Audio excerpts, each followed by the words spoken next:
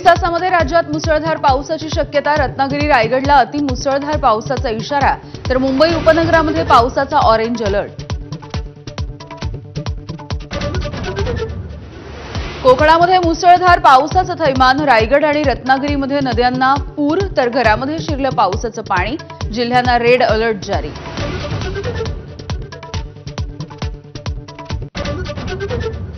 विठ्ठल भक्तांसाठी खुशखबर। पंढरपूरमध्ये आजपासून दर्शनासाठी मिळणार टोकन। तासनतास दर्शनासाठी ताटकळत राहणाऱ्यांना वेळेत आता दर्शन मिळणार।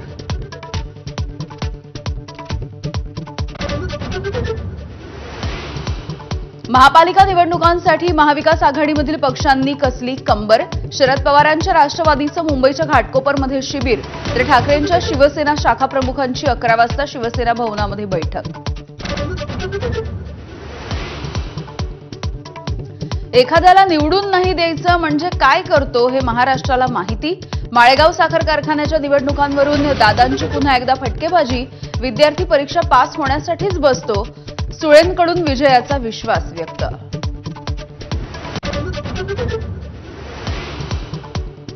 ऑक्टोबरपर्यंत शेतकरी कर्जमाफीची तारीख जाहीर करण्याच्या अटींवरती बच्चू कडूंचं अन्नत्याग आंदोलन मागे। सक्तवसुली न थांबल्यास झाडाला बांधून ठेवू, कडूंचा इशारा।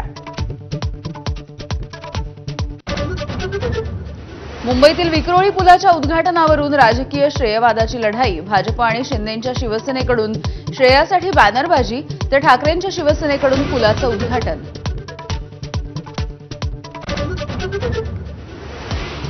अहमदाबाद येथील अपघातग्रस्त विमानाचा मलबा उचलण्याचं काम पूर्ण, तर डीएनए जुळवण्याचं काम सुरू। अनेक कुटुंबीय अद्यापही मृतदेहांच्या प्रतीक्षेत।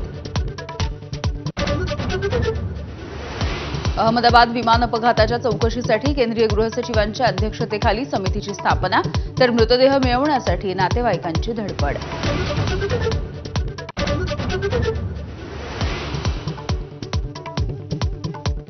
नागपूरच्या त्रिशा बिजवेचा मनालीमध्ये भीषण अपघात। झिपलाइनरचा बेल्ट तुटल्यामुळे 30 फुटांवरून पडली।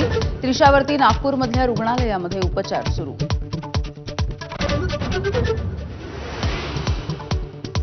पंतप्रधान नरेंद्र मोदी आजपासून सायप्रस, कॅनडा आणि क्रोएशियाच्या दौऱ्यावर। ऑपरेशन सिंदूरच्या नंतर प्रथमच मोदी आणि डोनाल्ड ट्रम्प यांची कॅनडामध्ये होणार भेट।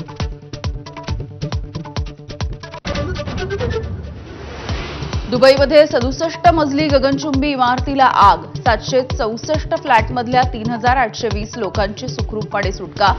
मरीन पिनॅकल इमारतीमधील आग ही 6 तासांनी आटोक्यात।